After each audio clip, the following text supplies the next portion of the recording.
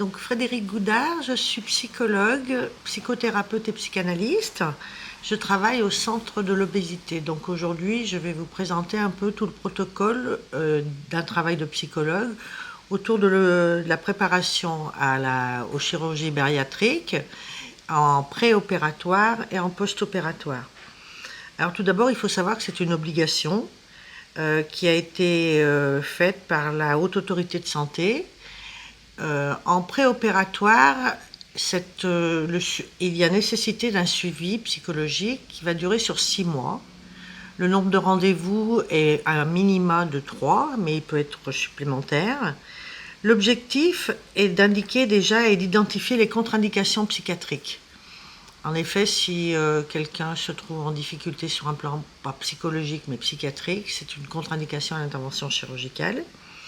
Il va s'agir aussi d'évaluer la motivation du patient, c'est-à-dire en quoi il est impliqué dans cette future intervention et sa capacité surtout à mettre en œuvre des changements comportementaux nécessaires à participer au programme de suivi en préopératoire, mais surtout aussi et avec en post-opératoire. Il va falloir aussi évaluer les causes et les conséquences de l'obésité pour le patient. Il va falloir aussi déterminer les facteurs de stress psychosociaux et la présence et la qualité de l'environnement psychofamilial. On va dans certains cas proposer une prise en charge, notamment thérapeutique, et on va orienter après ce suivi thérapeutique en post-opératoire. Donc comme je vous disais, la durée du suivi en préopératoire est de 6 mois avec au moins 3 rendez-vous.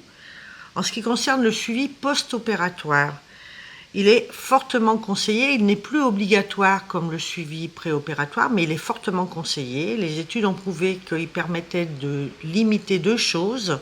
Il permettait de limiter la souffrance psychologique du patient et aussi de pérenniser la perte de poids. Parce qu'on sait que dans toutes les chirurgies actuelles, il y a souvent une reprise de poids pour un nombre important de patients. Donc ce suivi psychologique va permettre d'éviter ce phénomène. En effet, donc, pourquoi un suivi post-opératoire? Parce que l'opération s'accompagne de contraintes qui sont lourdes à porter. Il va s'agir de comprendre maintenant comment on va faire pour se comporter dans la situation, par exemple, conviviale, avec des amis autour d'un repas, alors qu'il y a limitation de l'alimentation. Il va y avoir aussi toutes les questions autour de l'image du corps. À quoi ressemble le nouveau corps après la perte de poids? La question du regard des autres aussi. Comment les autres voient la nouvelle personne qui vient de se transformer au niveau physique. Et puis aussi, beaucoup de personnes en préopératoire disent « je vais retrouver de la confiance en moi » avec cette perte de poids. C'est vrai pour une part, mais souvent l'attente est beaucoup plus élevée que la réalité de ce qu'elles vont retrouver comme confiance en elles. Et là, il va falloir réajuster aussi les choses. Donc ça fait partie d'un certain nombre de questions que peuvent se poser les patients et avec lesquelles ils vont devoir être accompagnés. En effet, donc, on peut voir que chaque personne a un rapport spécifique à la nourriture et ça, c'est pas propre aux personnes obèses.